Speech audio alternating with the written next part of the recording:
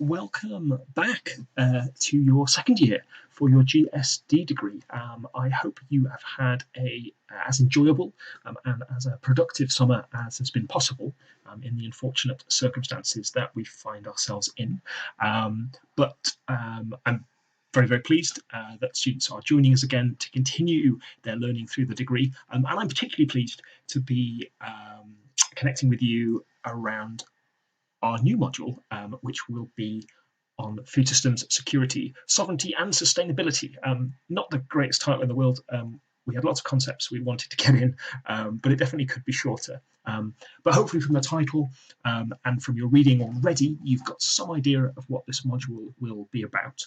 And just to say, if you haven't done so, I would strongly advise going back to read the sections at the top of the Moodle, because while they might seem less relevant at this point, maybe on the first day that you've engaged with it, it would be really useful for you to get a bit of an overview of what the module will be about, and particularly, as always, to be looking forward to seeing and understanding the types of assessment that will be used for this module. They're a little bit different, maybe, to some of the other assessments that you've engaged with so far. And while I do not like to take the view that modules are about successful completion of assessment and getting as many marks as possible, well, that's obviously part of it. I like very much to focus on just the day-to-day of learning interesting and valuable things. Having said that, by understanding where you are trying to bridge to in terms of the assessments that you will be asked to submit, it can, I think, really help you put things in a context and get more out of the learning experience as you go, if you kind of know how you might be needing to use it in the future. So that's one part of the Moodle that I think is worth having a look at. The other part of the Moodle that I hope is of use is the part where I have broken down the expectations around learning. So when I've tried to communicate some of the things that this term I will be taking responsibility for, but the areas where this term you will have to be taking responsibility for your learning, and particularly the breakdown of time allocation that I've used to plan this module. It's important that you're thinking consciously about how much time you're spending on different things. We will have a lot less opportunity to see you face to face, and therefore it's really important that you're constantly checking in with yourself, just to make sure that you're happy, that you're doing the right things at the right time to progress your learning. And of course, if you need to talk, you have the opportunity, of course, to get in touch. As ever, at the top of the Moodle, we have our community forum, and that is the first place, please. I would like you to list any questions or concerns that you've got, because by doing that collectively, it means that maybe I'll be answering the same question just once instead of maybe 25 times if I have not been clear about something. So we can help each other solve our problems. Also, if you've got questions about the course content, that's the most socially productive place to ask the questions, because I can potentially help lots of people. As ever, if you've got a question, it's very unlikely that you're the only person with that question. So sharing it widely is a benefit. And even if you are the only person with that question, it's better that we can share things. You'll also notice at the top of the Moodle, if there are things you don't want to put in the forum, that would be, of course, non-anonymous, we have the usual, or I have my usual anonymous Google feedback form. So if there's anything that you want to raise with me, but don't feel comfortable doing so directly, you can please use that form. So hopefully that's a little bit helpful. What I want to do now is to jump straight in to thinking about one of the most foundational concepts that underpins this module. And I want to explain a little bit about this, because hopefully by understanding this, it helps you understand more about the sort of more direct content of the module, and it helps you situate the different weeks in a broader context. So as you will see from the title, it has a number of key concepts, but one of which is the idea of a food system. Now, for a moment, I want to set aside the food bit, and I want to just talk about systems. And I want to talk about systems thinking and systems approaches to things. Now, this is something we have, I think, maybe implicitly covered a little bit in GSD so far in the first year, but this will be potentially your first explicit encounter with this idea, concept, this approach. So I thought I'd take a bit of time to try to explain it to you. The reason that we take a systems approach is that we have reason to believe that thinking in this way can bring a lot of advantages in a lot of different contexts. Many times we will identify an issue in the world that we see as quite discrete and quite contained, and we will engage with that issue, maybe reaching the point of designing an intervention or a response, for example, like you've done in your GD 105 policy briefings for environmental principles last year.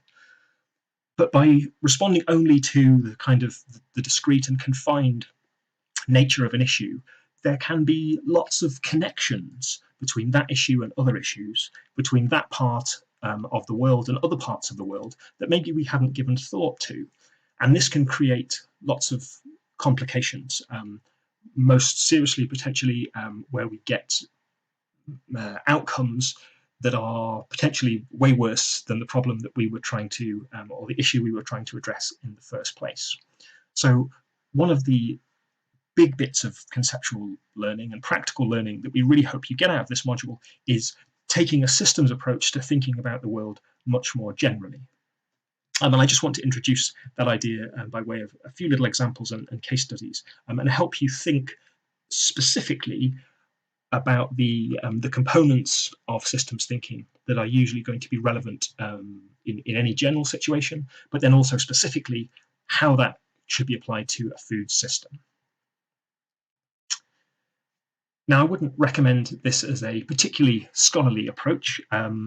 If people have cited dictionaries or maybe even encyclopedias in their first year work, you might have got a comment from me saying, not really sure this is necessarily the best starting point. I don't care what the Oxford Dictionary thinks about a concept. What I'm interested in is probably what academics who have spent a lot of time researching and writing about it and going through a process of peer review and reflection, what they think this concept might be and might mean. But I wanted to take a shortcut here because I don't think it undermines the process. I went to Google and I looked at their definition of a system, and indeed I think this is actually a very useful definition. And from what's in front of you, you can see that there are two kind of takes that I think it's the Oxford Languages Dictionary takes upon the term system. Now, the first, number one at the top, is a set of things working together as part of some kind of mechanism or an interconnected network, something that's a complex whole. And to me, this suggests that part of a system is maybe quite a physical manifestation. It has physical components and parts. The second part of this definition, however, speaks to principles of procedure according to which something is done, or how something is organized according to a scheme or method. And the example that it gives there is the idea of a multi-party system of government.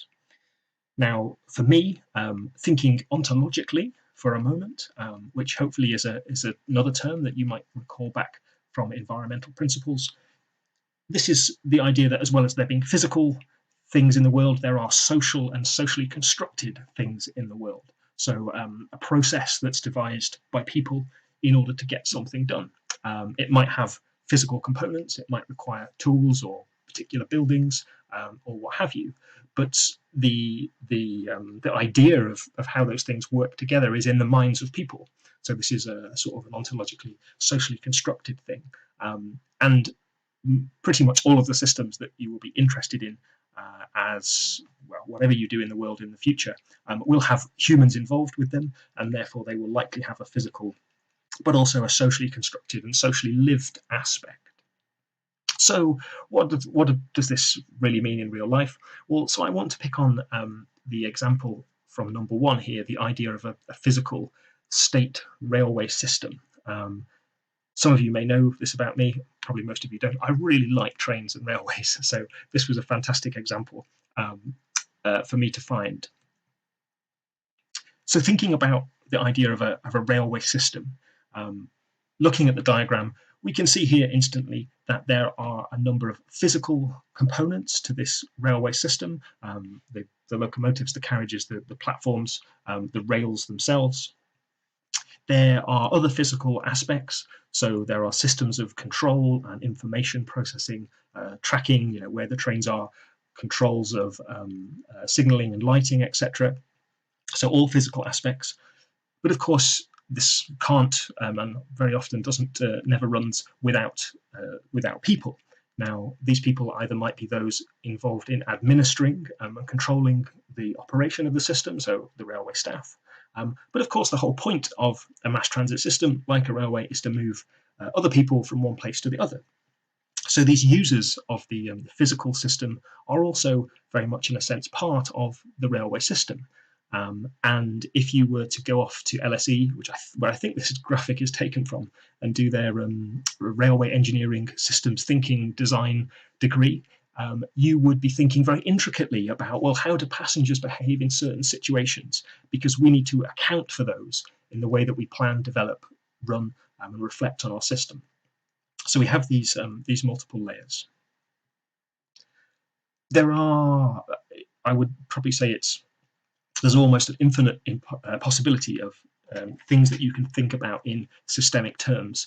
Everything in our world is part of at least one conceptually identifiable system, but very likely probably part of lots of other integrated and overlapping systems.